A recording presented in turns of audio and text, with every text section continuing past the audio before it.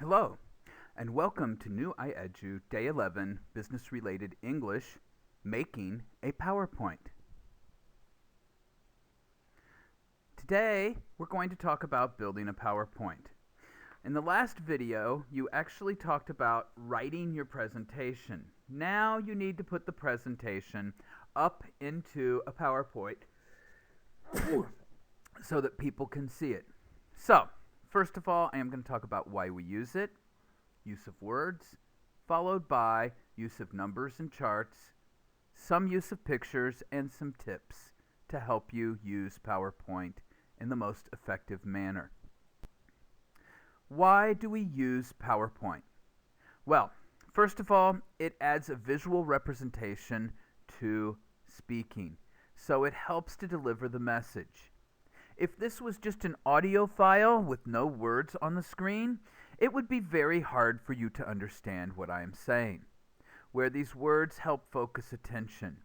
Also, by adding movement, like having things appear or disappear, you actually can add some interest and focus the attention of the people watching it. Color and bold letters do the same thing. So, what you're doing here is you're attempting to reach different learning styles. So now, instead of just listening, the PowerPoint will allow the reader, the person who is there, to read along or to see some visuals that will help them understand what the words mean. This can be especially important if the topic is something that not everyone in the room knows about or is in a different language. So, use of words. When you are delivering a message, you're going to have some words. The spoken language is probably the most important part.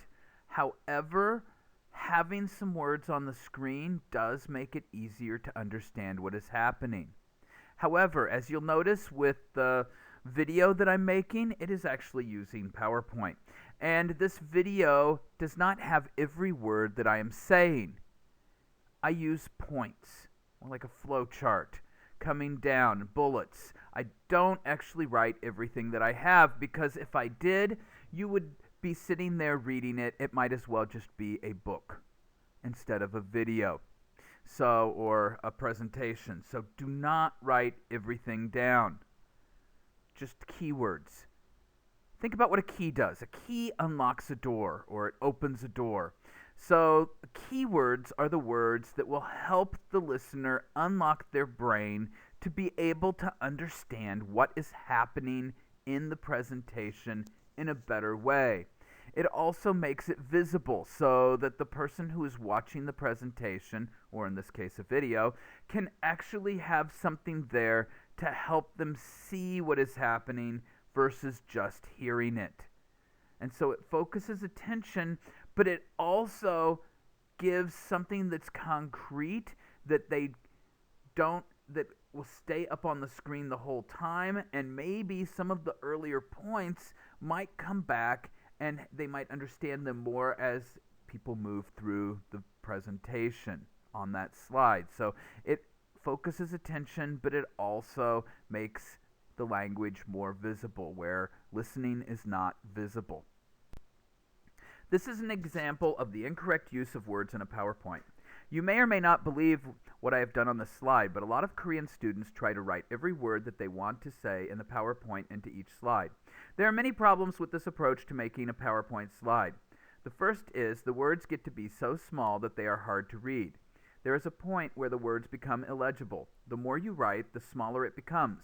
If I keep writing more and more words onto the PowerPoint, it will get worse and worse. The second point is that the presenter sometimes loses their point because they are reading rather than referring to the main points. Next, the audience tends to read the PowerPoint and not listen to the presenter. This is a major problem because the point of having a presentation versus turning in a paper is to allow the presenter the opportunity to sell the idea to the audience. Another reason that this is bad is because you want to, if you make any grammar or spelling mistakes, they are there for everyone to see. If you say a grammar or spelling these mistakes could even be allowable in spoken grammar. The other problems that arise when this is done include such items as lack of eye contact and gesture, because the presenter tends to turn around and face the PowerPoint screen instead of looking at its audience. All of these things take away from the most important of the presentation, part of the presentation, the message. What is the use of using a PowerPoint if it takes away from the message that you are trying to get across to whoever your audience is? So, was that good?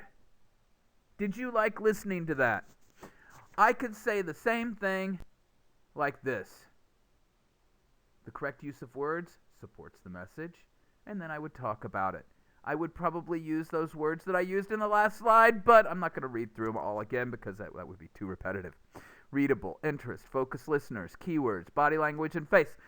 All of these mean the same thing, but they're just the keywords. So now, as you're looking at this, if I were to talk through this again, which I'm not going to, you would be able to go back and, like, what is he talking about? Okay, 2 words. I can figure out 2 words.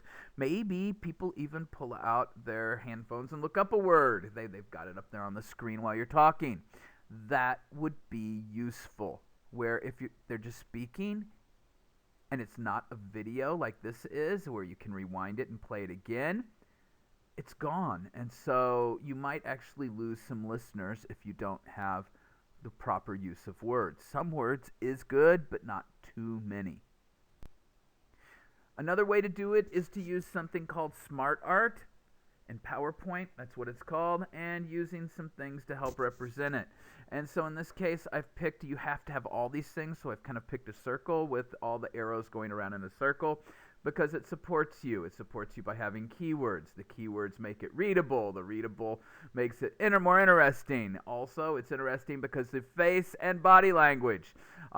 Face is actually part of body language, but it's a little bit more than that. And then this body language helps focus the listeners, which supports what's being said. So I picked the circular method here because it really kind of it helps support what I'm saying. So now there's actually kind of a picture support along with the words. And this adds a little bit more if you can find a Smart Art that goes in the same order that you want to do. Now, for instance, if you're trying to do something along the line of like a flow chart for a business plan, you can find that in Smart Art. Use of numbers and charts. We talked about this a little bit in the last PowerPoint, but I'll do a little bit more. I've got some examples. It is great to support your thesis, your idea. You need some pictures. You need some numbers and charts. If you're talking engineering, if you're talking business, even if you're talking education or anything, money in any way, all of these things have numbers. So having them up on the screen for people to look at and to support what you're talking about will make it so much easier for people to understand what you're saying. So, how to use it? Okay. This bar graph shows monthly sales from January to October. So you can see this woman is kind of pointing to just generally pointing there. And then she actually gets very specific, this axis, and then points out the key points. In June and July, the sales fell, possibly due to the fact that we sell winter clothes. But as we went into the fall and winter, the sales went back up or whatever. I don't know why the reason they went down. So, introduce the chart. Kind of point to it, just generally. But you'll notice one thing about the person who is presenting, this woman, is looking at her audience. She does turn when she's going to a specific explanation, but she comes back to the audience as much as she can because she's trying to read if they understand what she is saying or not. So part of the art of giving a presentation is reading the audience and finding out how they are reacting to what you are saying. This is not a good use of numbers. We talked about this earlier when we were in the last PowerPoint of business related, and I showed a much better way of showing size of planets and revolutions around the sun. You could do the same thing with all the other numbers. This mass of numbers can be understood by some people. If you're an engineer and you're presenting to engineers, fine, go for it. If you're an engineer and you are presenting to business people, maybe some visual representation might help sell to them your idea. Better, planet size. You can see small, bigger, bigger, small, huge, a little bit smaller, still really, really big. So you can see planet sizes here, and so you can see a bar graph. And this is how big it is. So something like this can focus it, or you could actually draw them up on the thing like we did in the last presentation. Maybe you do sales as a pie chart. The first quarter was amazing, and since then we've gone downhill. The second quarter, the third quarter, and the fourth quarter, sales have continued to drop. So we need to talk about why. Why did we sell so much in the first quarter and not the rest of the year? And so this would be a good business representation because there would be no doubt that they could see how big 58% is. It looks like the first quarter is getting ready to eat the other 3 quarters. That's probably not good when you would think you would want, like, when you think quarters, you think 1/4. You would want fairly even things, but you better have a good reason. Maybe you rolled out a new product and everyone went out and bought it and then it failed. This should be something maybe you would talk about in a meeting. In almost any position, if you have this kind of numbers, somebody is going to have to explain it to the board of directors. There is a chance that that someone might end up being you at some point. You can show trends also. So you can see here, Series 1, Series 2, Series 3. So maybe you have 3 different products. And so you're tracking the popularity of the products. And Series 1 was really popular early, and then it slowly went down, and then it went back up. And while Series 3 has just taken off, and Series 2 kind of has had some problems. And then maybe you talk about why. So you're looking for the trend, the pattern here. Okay? Range of answers is another one. So in this case, it's like stock sales, open, high, low, close. Okay? So basically this one here, this is the range that it was in. This was the highest, this was the lowest, but this was predominantly the range it was in for each day. And black and white actually mean going up and going down. If you're in business, you would know this, like accounting things, or did stock trades and things. But if you're not, you might need to explain that.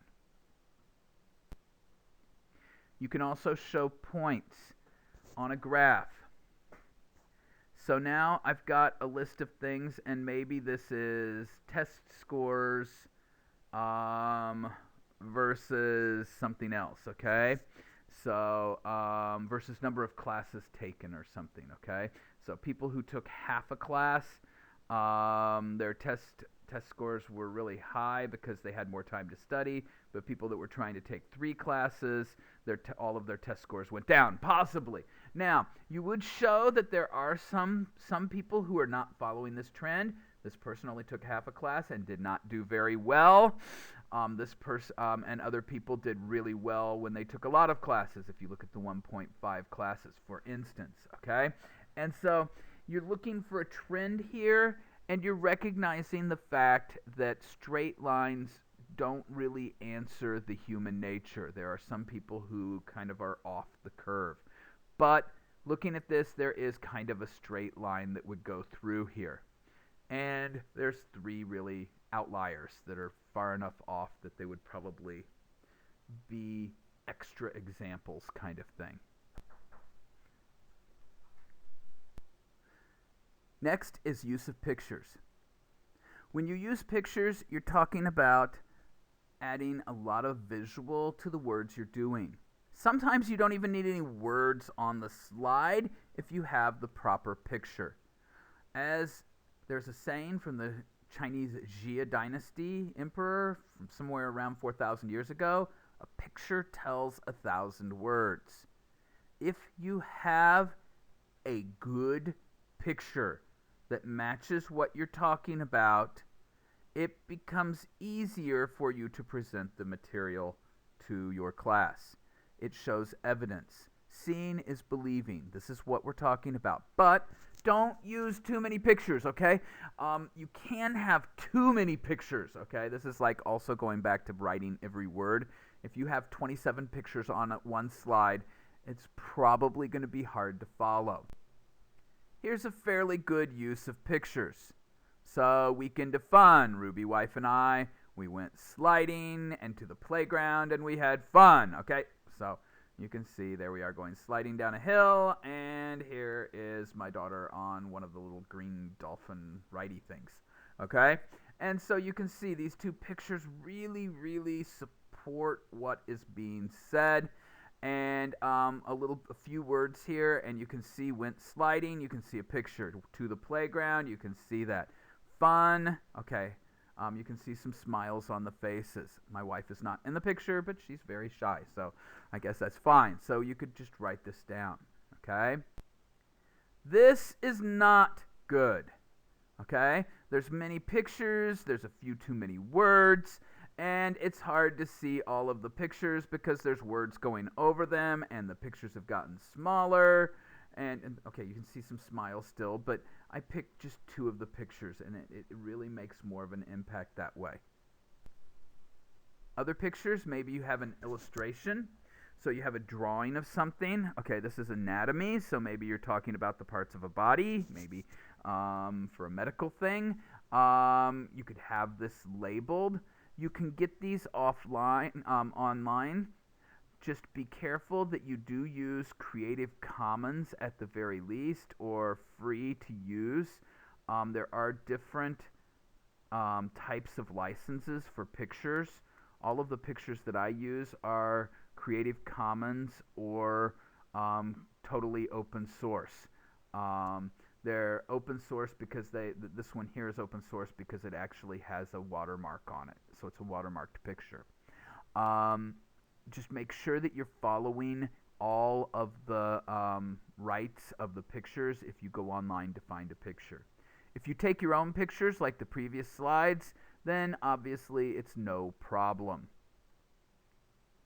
Other pictures, maybe maps. So you're showing an area, a city, a state, house, country, world. So maybe you're showing how to get to a certain place in Indianapolis, okay? And so you're going to talk about driving around. So maybe the hotel is at the Star, and you're trying to find Indiana University, Indianapolis. And so you would need to give directions to help someone get there.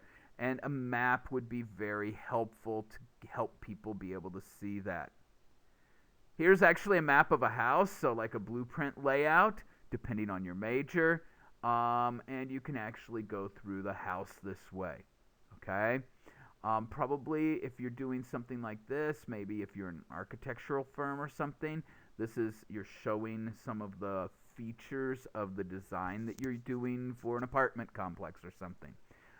That would be a good use of a map. And you probably wouldn't have many pictures. You would have it very big, and then you would talk about the features. Other things include diagrams, maybe how to put something together. Okay, maybe everyone has to put together their own office chair, and the instructions are in a different language, and you're told that you need to be the one that goes and gets them ready, gets everybody trained on how to do it. That might be your job. And so you would have this, and you could actually go through how to do it. And this picture would be maybe useful. Okay? So, wrapping up a little bit, a few tips to help your presentation part of the PowerPoint. Basically, try not to have your PowerPoint overshadow you. When you are giving a presentation, it is you that is doing it, and you are the main focus. So you should try to stay that way as much as possible. So, but they are there to support you. So do not stand right in front of the screen. People do want to see you, but they also want to see the pictures that you're putting up. So standing in front of the screen is not a good idea. Also, try to use the hand that is closest to the screen to refer to the screen. Don't lean over and turn your back to people, because people want to see your face. That's the good part in a presentation to show. Once again, the direction that your feet are pointed is the direction your body will be. So if your feet are pointed at a wall, your body will be pointed at a wall and your face will be there. If your feet are pointed towards the audience, on the other hand,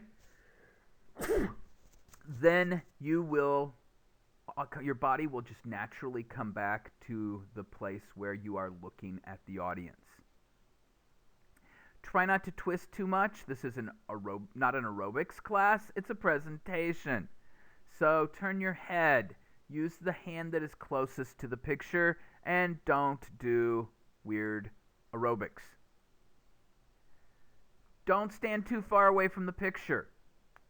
You want to try to get yourself and the screen into an easy visual reference. So if someone's sitting down, probably they can see easily 90 to 100 degrees off of the straight. So if you're standing close to the screen, people don't have to choose which one to look at. They can see both you and the picture. If you're too far away, either behind a podium or using a fully extended pointer or a laser pointer, then it is very, very hard. They have to choose. Am I going to look at the person who's talking, or am I going to look at the screen? And that's not a choice you want your audience to make. You want them to look at both. Don't hit the screen, okay? Do your best not to touch the screen. Just gesture towards the screen, okay? If your slides are put together well, you won't need more than just a general gesture towards the screen. If you accidentally do touch the screen, it does happen, but don't purposefully do it.